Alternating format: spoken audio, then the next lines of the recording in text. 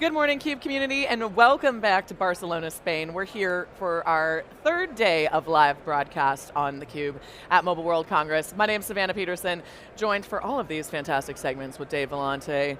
Dave, the conversations just seem to get more and more interesting. Yeah, well, I have PTSD from when I got my backpack stolen here and I lost my passport in Barcelona.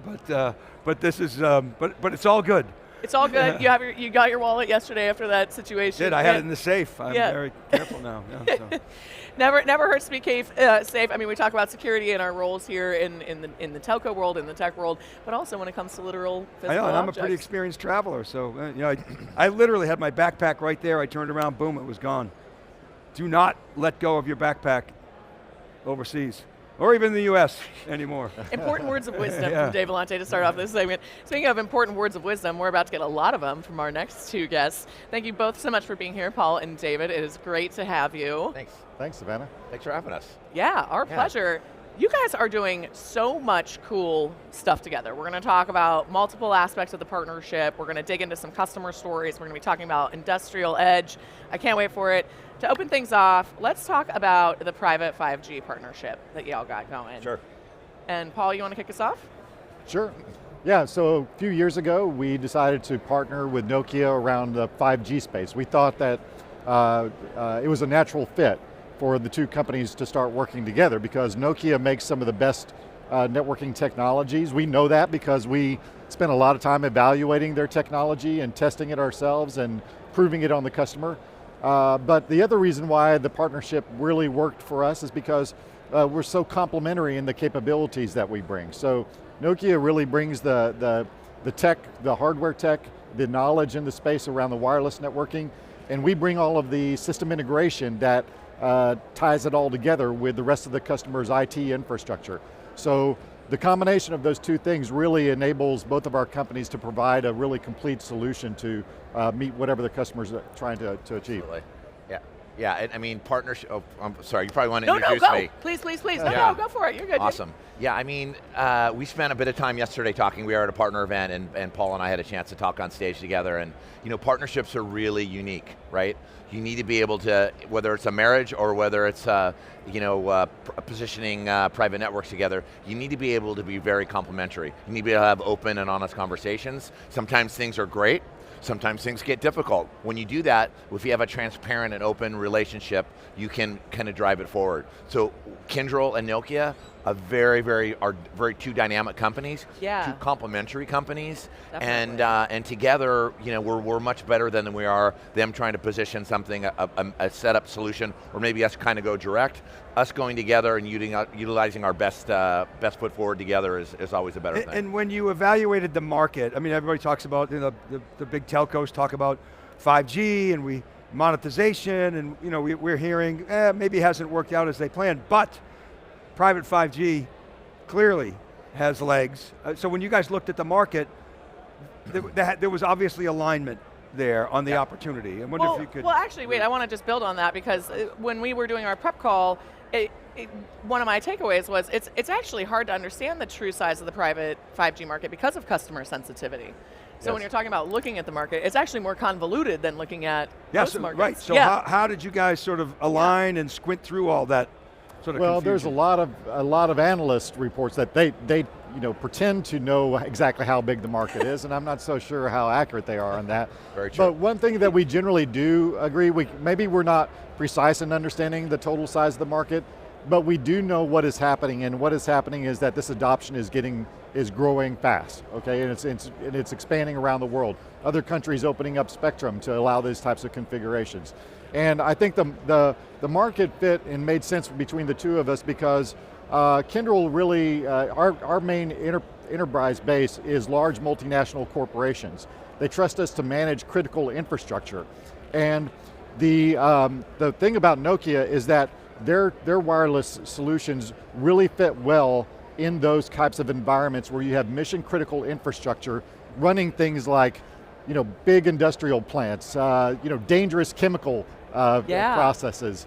And that's why one of the reasons why we felt like going at specific market segments like that with Nokia made a lot of sense. Sure, and enabling, when you look at an oil and gas plant like you're talking about, the first thing we enable is worker safety. people have to be safe in what they're doing. It also helps pay the bills because if everyone's safe, the plant operates 24/7. It doesn't have to stop. If the plant operates 24/7, what's it doing? It's making money, right? So workers are safe, the plant's enabled to be collaborative, and the plant's making money. Those are really all critical things, again, that we do better together as a partnership. Yeah, and worker safety, that's like a key metric. That's a KPI that board meetings start with. That's right. I mean, it's like table stakes, but it's like vital. Well, it's a KPI that regulators watch. Yeah. So I mean, there are really laws. I mean, these companies can face huge penalties if they have a certain amount of worker safety incidents. So it's important all the way up to rightfully so. Yeah. Yeah, no, I think that's really interesting, but there's a lot of complexity. I mean, I'm looking at some of the numbers you have for these deployments. 28,000 digitized documents, which is insane, and access to 3,000 mobile devices, deploying coverage for sites that are 20 square miles. I mean, that's a lot of people with a lot of access to knowledge that aren't flipping through things, have it at their fingertips where they need it now. This really enables people to help do their best work well, too. Yeah, and that's just at one location. Wow. Okay, that's not like all over the world. That's just an example in one location. And the reason that is so important is because whenever you eliminate all of that paper and you give information to people right at their fingertips, at the spot, when they need it, where they need it. Real time, instant. Then what that does is, this is an interesting, I learned through this experience. What that does is it keeps people from walking around, okay? Because they don't have to walk around as much because it's instantly at their door. And there's a direct correlation between limiting the amount of time people are walking around to reducing safety incidents. Mm-hmm. It's almost a 1-for-1 ratio. So that's why that stat is so important. That's a really interesting piece of data. Holy moly. I mean, if you're only walking around 5 miles a day instead of 10 miles a day, your worker safety incidents. And you're more productive at the same time. Right, exactly. Productivity is also critical. And everybody feels better. You're half as exposed as you were And you don't feel like you're wasting your time, which I think is also really mission critical. Yeah. How long does it take you to do deployments like this? A single deployment can be done over several weeks, right? Getting it from beginning to implement quickly. it. Pretty quickly. We can also, if someone wants to kind of just come in and get a sense of what it is, we can get a proof of concept set up in a matter of a day or two as well. So, and that gives you a flavor of what to expect. And sometimes those POCs, proof of concepts, end up staying or end up being something that we build on as well. Mm-hmm. Yeah, and talk about the partnership. One of the things that we did in our partnership is that Nokia provided us with little mini mobile units that we deployed all over the world in our operating environments so that our engineers could be ready to go do a quick proof of concept on site in a matter of a day or two's notice. Another layer of the partnership right there, right? I mean, absolutely, yeah. And I think he alluded to the global piece as well. So Kyndryl is a global organization, Nokia is a global organization as well. So we're not just looking at things in an oil field in Texas, but it could be a mine in the Philippines, or it could be a manufacturing facility in Europe. We are, together we're going after things that are really on a global basis. And the scale, the scale, because you're global companies, you're able to handle, see a chemical company digitized 28,000 documents, another one, mobile access on 3,000 devices, and it says coverage across up to 20 square miles. And like they said, that was just one site. That's what we were just talking about. Right, I mean, that's one example. But to your point about global, so you're able to, you think big, and you're able to do this at a massive scale. Absolutely. Yeah, that's one of the great value propositions that we bring together also, because if you think of a large multinational corporation like Kyndryl serves, they don't want to do a snowflake deployment in each of their plants around in different places in the world. They want some consistency in the way that operates and how it integrates with their back office systems. They don't want to invent it for every single plant and make it a one-off for every single plant. Right. And so that's the benefit of having two global organizations team up to provide a solution that can be copied all over the world. Because the marginal cost here goes down as you Right. deploy at scale. And scale is really what it's all about. For Kyndryl and Nokia to be really ultra successful together, when we're talking to one of the many customers that we work together on, it's not about doing 1 or 2 deployments, it's about, Mr. Customer, how do we look at 20, 30, 40, 50 of your plants, and to scale out the model together. It's more cost efficient, but it's also, all the key learnings that you can get across these are really, really, really critical when you're looking at doing a deployment bigger than 1 or 2 sites. Absolutely. Yeah. Well, and we're talking about a lot of different edge devices. I know your edge partnership is really critical and also helpful in this scenario. Yeah. What is it that makes the edge such a wonderful place for both of you to play in? Well, the edge is wonderful for us to play because it ties into Kyndryl's mission to support our customers up and down the entire IT stack. So, and the edge is really the future of where information is going to be accumulated and Right. gathered, because all these operations that have sensors and all of this information, today, much of it just gets dropped on the floor and not used, 100%, right? 50% of data is at the edge. That's right. And you think about how much time we spend thinking about the data that's Yeah. not on the edge. Yeah. This is why I'm super excited to talk to you guys about so this. when the world starts adopting AI, Yeah. what is it that AI really needs? What fuels AI is data and Good data. information, accurate data. And so that's why Edge plays such an important role in what's going to happen with the AI transformation that companies We go actually through. even consider ourselves a far edge player. Ooh, like yeah. the, you know, Tell me more we about know we know the hyperscalers are going to own kind of the edge space, right? And then the far edge space is where we're going to sit with our equipment. And when we're looking at the far edge and we have our equipment there, we're not just looking at connectivity. What we're really looking at, and again, what this partnership brings is, what can we do beyond connectivity? For us, for Nokia, and how we're unique in the marketplace is everybody, our competitors really look at connectivity as the play. But for us, connectivity is just an application that sits on our far edge device. There's so many other applications that sit there, whether it's worker safety applications, AI applications, unifying Wi-Fi and your 5G together. Wi-Fi is not the enemy here. It's not Wi-Fi versus 4G or 5G. We have applications that sit on our far edge server that combine both of them together, that utilize both technologies. So when we talk about the edge or far edge, we're also talking about the beyond connectivity play, and that's really how Kyndryl and Nokia separate themselves from the competition, is talking about something more than just how do you connect a device. It's very interesting how you phrased it. I like this near edge and far edge because we talk about a lot. And I also like the way, AI was one of many sort of attributes. Yep. We made a prediction in our earlier this year. We said AI inference at the edge will show meaningful revenue in 2025. I'm not sure how we're going to measure that, kind of sticking our necks out there, but I want to ask you, we haven't talked much about AI, which is kind of refreshing, actually. I was thinking that on a frame. Yeah. But Concur. but the idea, and Nokia obviously is a player here, and the devices, low power, Right. being able to run small language models at the edge. Yeah. IoT. Is that something that actually you think will show meaningful revenue in 2025? Absolutely. I mean, by the way, Nokia itself has, we are the market leader in the private network space, in the private wireless space. We'll continue to be that. We'll continue to grow that because we're just not talking connectivity, because we have a great partner like Kyndryl. That's how we're going to continue to differentiate ourselves, right? When you just talk connectivity, you kind of talk yourself into a kind of a pricing game and a Me Too game. But when you start taking the customer on a journey and actually solving problems for the customer, you totally differentiate yourself. Let's hang out there for a second, because that was going to be my next question. See, I knew it. Yeah, we're on the same wavelength here, David. We're locked in. Yeah. You too. Yeah. Don't worry. I'm curious, just because our audience might not be as familiar with the delineation between the various edges. Can you give us some customer examples of what far edge means? You want to take that, or you want me to grab it? Well, far edge to us means that you're really placing compute very close to the point of digital interaction. Yeah, Okay? or on comm. That's really where far edge is, because they can talk about dropping compute in a metropolitan area and it serves a big, wide range of markets, but this is like very, very localized. And eventually, as this technology continues to evolve, as quantum computing comes along too, we're going to be able to start pushing AIs to be more and more localized and start to run eventually AIs on that far edge to provide very specialized operations. I mean, imagine an AI that sits on the factory in that 20 square mile factory production facility that becomes an expert at managing the power distribution through there, to optimize that, to make it more efficient. That's the future that we're working I mean, I towards. see it as like lack of human, high touch. It could be a windmill, right? Yeah. It could be a device in a factory.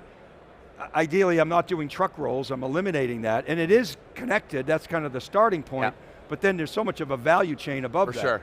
For sure. I can give you a day-to-day example of how, I hate to use the word AI, I'm going to get you on this, but in the worker safety space. So right now, we have real examples of equipping workers with IoT devices and utilizing AI and keeps workers safe on the facilities. If their hat's off, if they're in the wrong part of the plant, if they're not wearing the right corrective safety gear, AI lets you know it, and it's really clear. And that's an application we have today that's running on our NDAC Mixie server, and it's a real-time, real data, real application. The human is the edge. Yeah, exactly Yes, right. we are the I ultimate edge have to device. revise I my like that. definition Can of I steal thinking. that phrase? Oh yeah, please. We Human definitely yeah. are. I mean, think about wearables. Think Yeah, about yeah, anything yeah. that's connected. Think about RFID Yeah. in sports jerseys when you're thinking about AI in sports, whatever that is. We are the edge, like quite literally, and this is how most people are going to get the most value out of AI. It's not going to be browser-based for every single human being on this planet. It's going to be,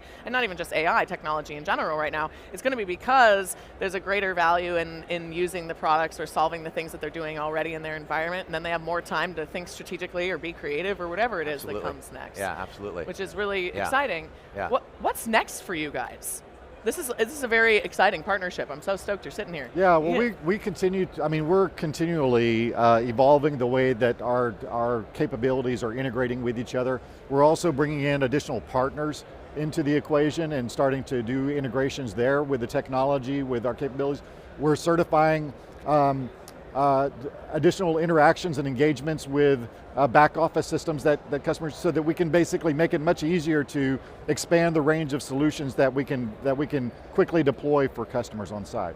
Yeah. Yeah. Yeah. I think for us, it's just going into more and more different marketplaces. What's the next great retail outlet that's going to utilize our stuff? What's the next great warehousing chain that's going to do it? What's the next great data center that needs private networking? I think for me, the way I just really in the last few days and looked at it is, security is becoming quite the use case as opposed to worker safety or sustainability. Just securing the network, again, not to knock our friends in Wi-Fi, but we have data center applications now that are looking at security as a use case. And that's also another great application. Well, the stat you have about this study that you guys did at Kyndryl, saying half of the mission critical business technology is outdated or nearing end of life. I think of critical infrastructure as, obviously we all do, maybe we don't think about it as enough, as a security exposure. How do we address that? Yeah. Yeah, well, I'll tell you, the regulatory environment is starting to force it. Yeah. Regulation around security in the past had largely been focused on personal information, protecting people's personal information. Yep. Now governments are realizing that there are enterprises that have critical infrastructure to the operation of the benefit of the people of their countries, right? And this infrastructure, if it has security exposures, then that can be a threat to the to the citizens of a country. So new regulation is working through that's now being focused on making sure that enterprises that perform in critical functions and safety issues, that their infrastructure is secure from outside hacking intervention. And that's a big role that we play, because we're a big part of our business now, and in my area, one of the biggest parts that's growing fastest is addressing that issue, as helping customers understand the legacy technology that they have in their networks, where the exposures are, and then giving them a roadmap and a plan and a financial business case to clean all of that up in a way that makes sense for them. Yeah, it makes a lot of sense. I've got two last questions for you. What is the reaction as you deploy these solutions within going down to that person who's working in this plant or in this factory? Are people receptive to the technological upgrade? I know sometimes when we retool, there can be a little bit I of think resistance. people are mostly just blown away by the automation. I love that. Yeah, and I mean, if you look at, I know Paul was talking earlier about, you guys were bringing up this large footprint scenario. Well, these people before were using paper and pencil to get the stuff, and now when everything's on a pad, on a notepad, and you can look at it and do it, that's an impact, right? Or if I can check a car and that's coming off a dock, that's an impact. Or if I can automate a self-driving vehicle in a mine that where before I had people deployed and down there, that's not very safe, is it? Speaking of worker safety, so the impacts are prevalent and clear and concise from day one, right when you turn the network on. Yeah, and let me add to that because just to make a plug, if you want to go to Kyndryl.com, you can look under customer stories, and you can see people, our customers actually talking about the personal impact that the technology made on their lives, we'll and it's in some of these videos. So yeah, check that out. And have some of them on. We'll have to do a whole little series on that. It would be very cool. Because we sometimes these conversations can get stuck in a lexicon and a dialogue that's very C-suite heavy, and that's not necessarily a bad thing, but it doesn't necessarily welcome everyone to our discussion, our dialogue, and to get to learn and to be a part of that. So I think it would be super cool. All right, last question for you, because this has been fantastic. When we're hanging out at Mobile World Congress in 2026, what do you hope to be able to say then that you can't say today? Paul, I'm going to start with you. I would say I'd love to be able to announce some additional industries that we've expanded these use cases into, and how it's helped those customers, that how technology adoption in these new segments are panning out for them and helping them. Love that. We look forward to telling that. I would say we're back here a year from now, and we're a more productive, safe, and secure industry than we've ever been before. And we have many customers that are happy because of it. I think it would be a great outcome a year from now. Yeah. Fantastic. Well, we look forward to telling both of those stories, or all those stories. It's actually a whole basket full of stories. Paul and David, thank you so much for taking the time. Savannah, thank you. Dave, thank you very much. Thank you. Yeah, we enjoyed it. Thank you, Dave, and thank all of you for tuning in, wherever you might be enjoying these fantastic conversations from today. We're in Barcelona, Spain, day 3 of Mobile World Congress. My name's Savannah Peterson. You're watching theCUBE, the leading source for enterprise tech news.